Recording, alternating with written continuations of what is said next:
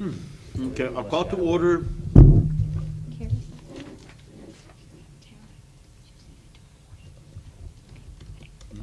Okay. I call to order meeting of the City of Aransas Pass City Council, September 14th, 2020 at 6 p.m. And we're gonna go to Mr. Gary with the city managers. Consider an act on ordinance number 2020-4323, adopting the annual budget of the City of Aransas Pass, Texas for fiscal year 2020-2021, beginning October 1st, 2020, and authority the mayor to execute any related documents. Okay.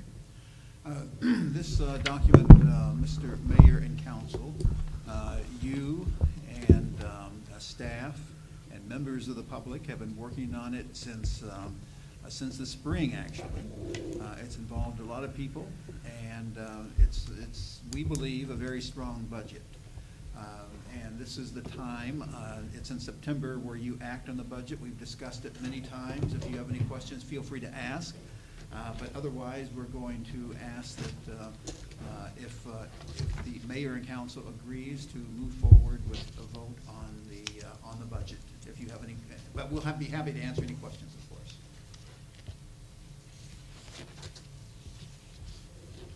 And it's the same budget that we talked about in the workshop. Yes. Yes, nothing's changed. Is everybody okay with it? I'm good. Then I'll make a motion that we, Wait, oh, okay, go ahead. we've got city secretary, we have Christina Baird. That's, That, I thought that was changed. I thought that was changed last time. I will do that. We'll make the change in the others. Okay. 16. That's a typo. Okay. I was gonna say, She's on her way. Okay. Oh, I thought I was running late. okay, so, not that that affects the budget, but I think it needs to. Yeah, we'll correct It it. needs to be changed. It was pointed out already that we. Yes, I have changed it, and then I will change it. Sorry about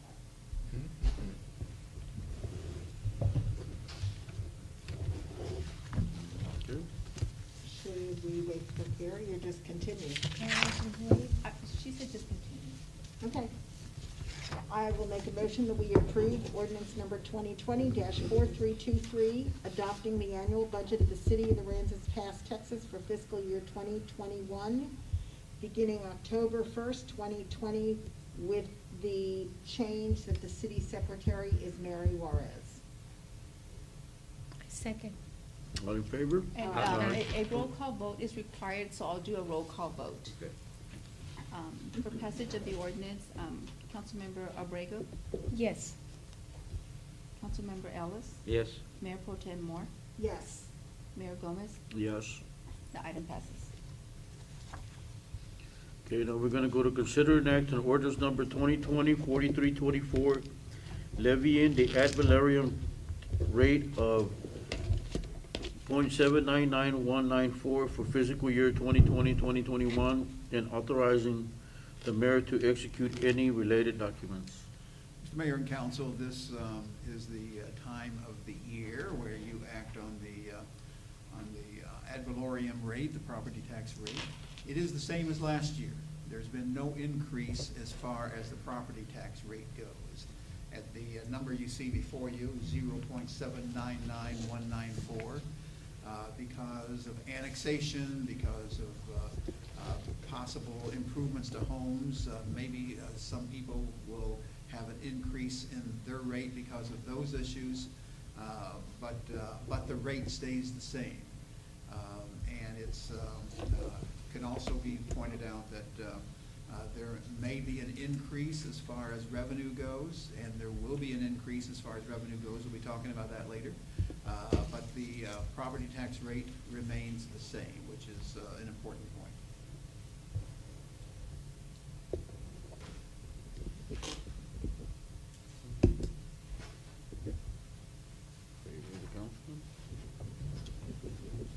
I'll make a motion that we approve ordinance number 2020-4324, levying the ad valorem rate of 0.79919 for fiscal year 2020-2021, and authorizing the mayor to execute any related documents. I second. All in favor? And Aye. this one, and this, I'm sorry, this one also Oh. requires a roll call vote. Okay, for passage of ordinance number 2020-4324, Councilmember Abrego, Yes. Councilmember Ellis, Yes. Mayor Pro Tem Moore, Yes. and Mayor Gomez. Yes. The ordinance passes. Then we're gonna go to consider an act on ordinance 2020-4325, ratifying increase of $473,814 in property tax revenue from last year's operating budget as reflected in fiscal year 2020-2021 operating budget. And as we stated earlier, Mr. Mayor and council members, this increase is due to such issues as annexation and improvements in the community as far as housing, et cetera, goes, recovering from the hurricane. So that's the amount that the revenues will increase by for those reasons. Again, the tax rate stays the same, but that's the amount of the increase which we're required to report by law. Okay. So this is how much is it gonna increase from last year's? That is correct. Okay. Yes. Okay. That's from all the good things happening. What's that? Lots of good things happening, that's exactly right. New roofs. And it shows you how much we're growing. I said, Yep. that's for all the good things that are happening here in Aransas, that the revenue is going up. That's right. Thank you. That's absolutely correct. Do we have, just for my information, do we have a general idea of how many rooftops have been added? Is there any way to find that out? I'm sure that we could, I don't know that off the top of my head, but I'm sure that you could. I know there's a bunch of them. The tax assessors would get us that information. I'm just kind of wondering as far as how many. I know there's construction, new construction going on, so, just for me. Yes, ma'am. Okay. You don't want to share that with the council, just for you? No, it's just for me. Fine. Stingy.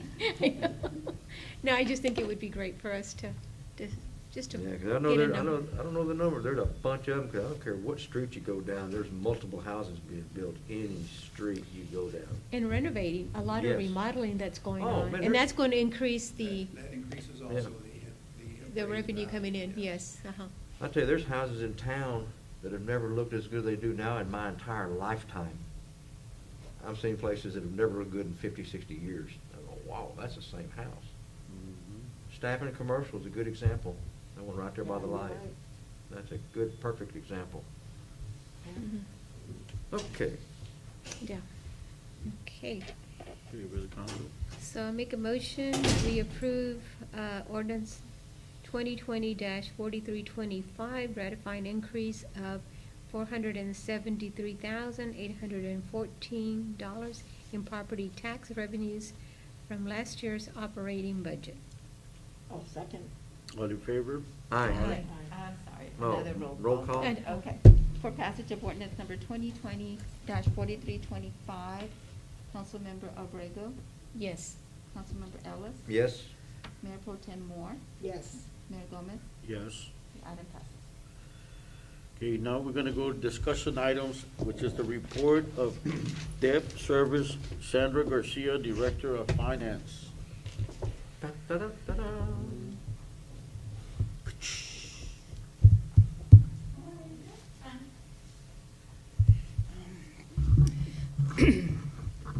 On your book, on your budget book, if we turn to page, I was trying to find it real quick. We turn to page 152 and 151, 152 and 153, I'm sorry.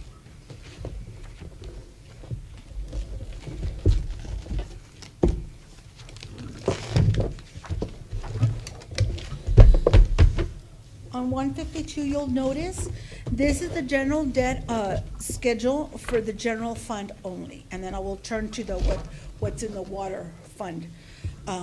So here you'll notice that for 2021, we have 2.1 million, then we do a drop to 1.5, and we stay at 1.5 relatively until 2024. Then we do another drop to 1.2. We stay at 1.2, and then we drop at 2027 to 1 million. And then 2028, we drop to 500,000. And we're like that all the way to 2035, where we're at 190,000 for the last 2 years. So we're on schedule to pay off our debt, basically bottom line, on 2036. That's the schedule for the general fund, for the INS side. So really what this really tells us is that in the next years to come, as we are preparing to do big infrastructure projects that are going to take millions and millions of dollars to do, right? You do have the debt capacity in the future to go out and ask for debt without it affecting your tax rate, because this is what happens is that your tax rate is, yes, your taxable value, but also your debt plays a big part in that tax rate. So obviously, if you wait until 2036 and you don't go out for bonds, your tax rate's going to go down, down, down, down, down. Then in 2037, you want to do a big project, guess what's going to happen to your tax rate? It's going to go up because you're increasing your debt payment. So what this here shows us is that in the years to come, we can tackle financially any of those big projects. I know that we have a lot of grants. We have some grants that we do require us to do some matching obligations. I know that we're wanting to do some purchasing for, we talked about a tax note for some capital items that we were needing to purchase for some of the departments, and that we were going to be bringing back to you hopefully in October. And that we could talk about that, and you could see that we do have the debt capacity, and we can structure the debt to where it doesn't affect, the payment won't be affecting us so much and having to increase our property tax value. So then, our rate, I'm sorry. So then if we turn to page, I'm trying to find it. I was back there leafing through this really quick.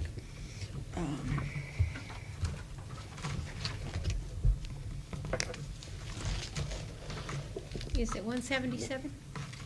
Yes, thank you.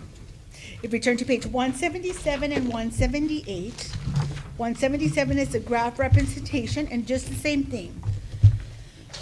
You'll notice in the graph that things are just we're gonna have a little minor bump next year, and then things are just gonna slowly start to gradually taper off and even off. We are scheduled to pay our debt there also in 2034. That's when we are scheduled to go ahead and pay all of our bonds with the water side. So meaning that these bonds are tied in to whatever revenues are generated in the utility billing side. The water that we sell to our customers, our tax, our water rates should be tied in as part of, to be able to generate the revenues to pay for this, and we could also transfer some of this debt to the general fund debt if we ever would like to do that as well in the future. What was that again, would- that we can transfer? What happens is when you issue this debt, you could pay it with tax money, which is property tax money, or you could pay it with utility money. The purpose of these bonds were mostly to do utility infrastructure improvement, so we've been paying them through the utility department and the money that's generated there with that. But in the future, if you wanted to maintain your INS, which is the rate for the property tax for the bonds, if you wanted to maintain that at a steady pace, and you said, well, I don't have any projects that I want to issue debt for this year, but I don't want to have that significant drop in that rate, because then it's going to be hard to get it back up. You could transfer some of this debt over there to pay for it and keep a steady INS rate that you won't have a big dip on, is what I meant, is that we could do that. Sorry, I didn't mean to. So, So the funds that the debt service for the water and sewer, water and wastewater was to fund the improvements that were made Yes, into the. anything when we take out, like, I'm gonna give you an example, like, we wanna do that tax note, hopefully in October. And part of that money, some of that is to go to the general fund. Like, half of it is gonna go to the general fund. So half of those $1 million or whatever we end up issuing is gonna go to the general fund. The other half $500,000, is gonna go to the water and sewer fund, because that's to do repairs at the sewer plant, to do the racetracks, to do, to clean out the clarifiers and stuff like that. So what our bond council does is they divide that, or our financial advisors, I'm sorry, they divide that and they'll tell us, this is how much money you have to collect on your INS side to make this bond payment, and this is how much money you have to collect on the water side to make this bond payment come together. And pretty much that's the schedule that we follow for all the other bonds. Because you'll notice some of these bonds, the names are the same in both. It's because they were issued for things to do with the general fund and to things to do with the utility fund. So the names may be the same, some of them, because we did a total bond issue that broke it out like that.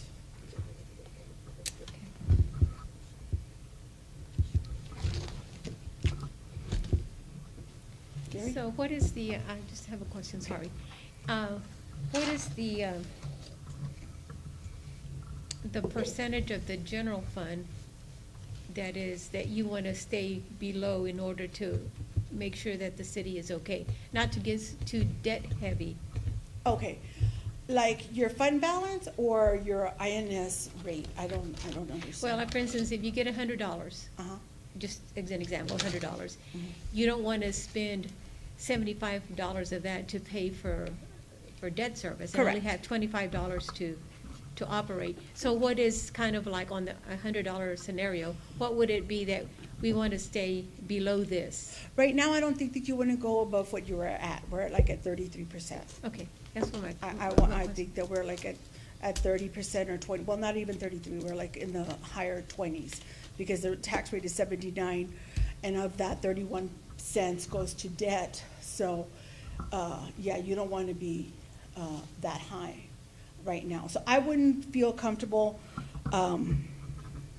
like if we had to issue debt right now, or like if we had to have issued debt last year, right, this current year that we're on, we would have had to structure the debt in a way where the principal payments maybe were prolonged in the future, because then you are talking about increasing that INS rate. And when you increase that rate, then you're lowering what you have to operate for the general fund, keep the lights on and stuff like that. So it's just a matter of structuring the debt.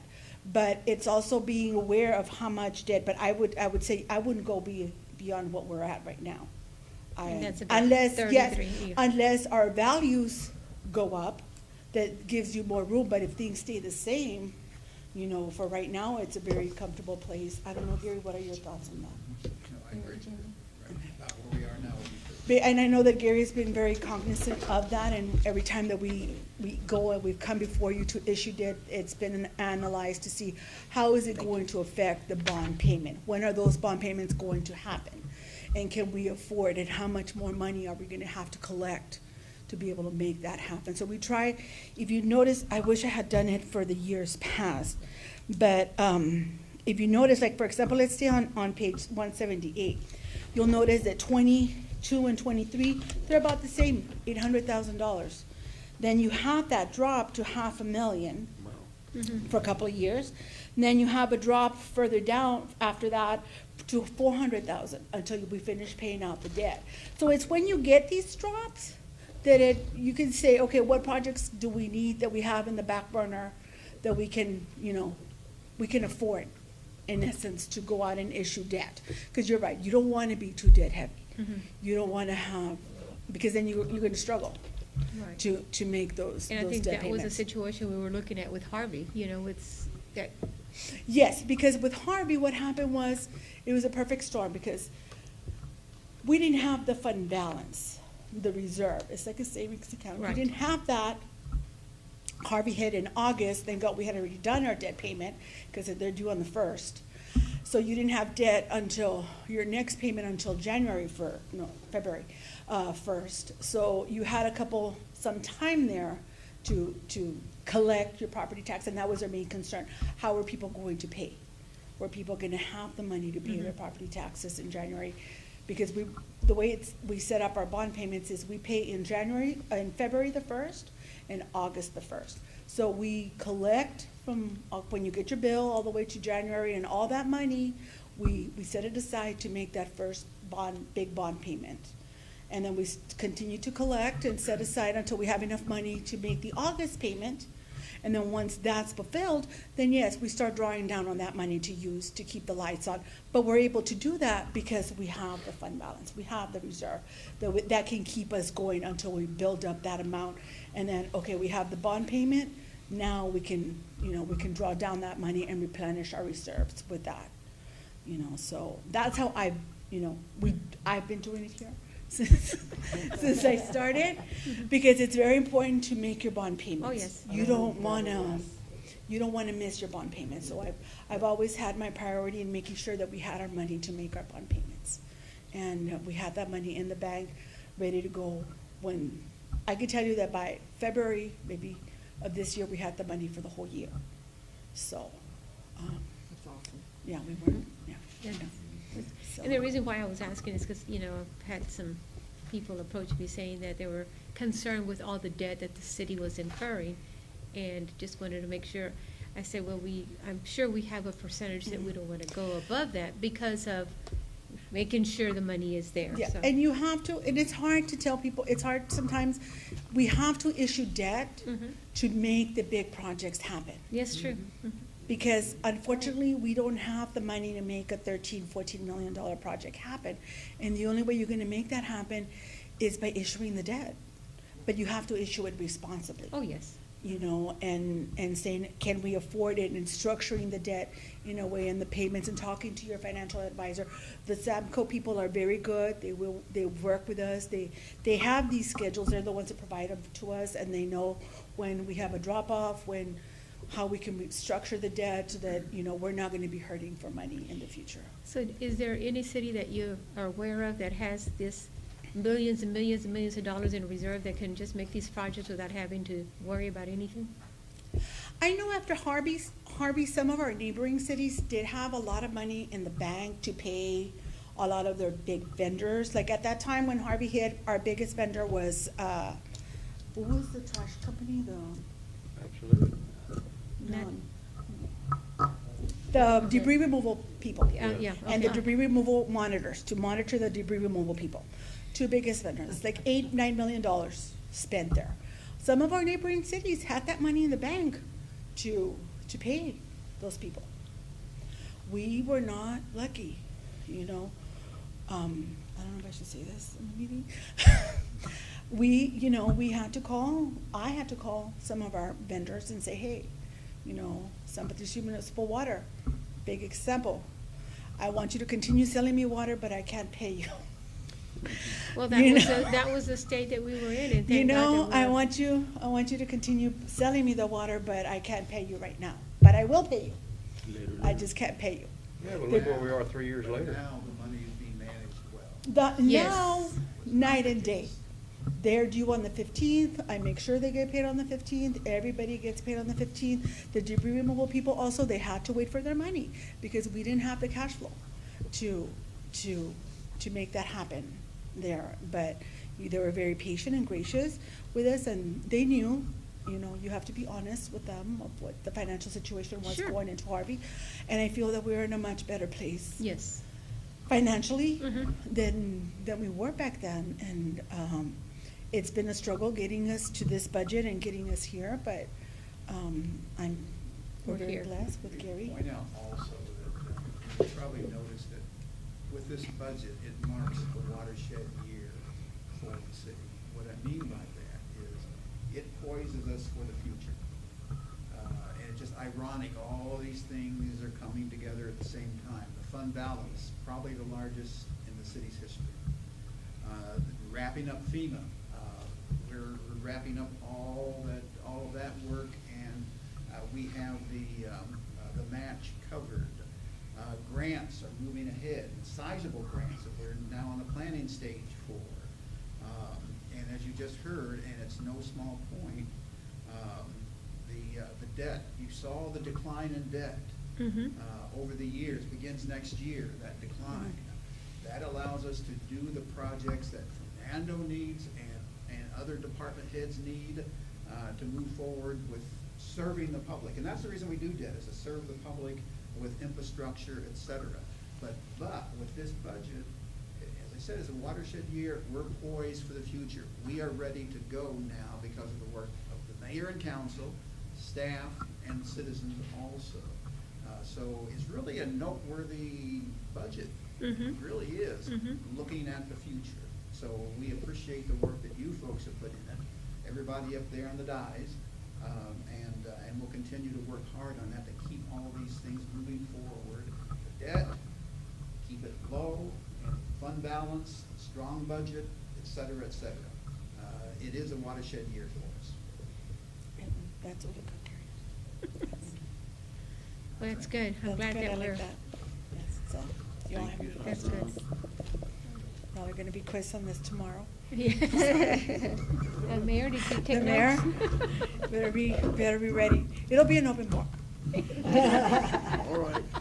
Well, thank you, Sandra. Okay, Thank you, Thank you, Sandra. Really Thank you very appreciate it.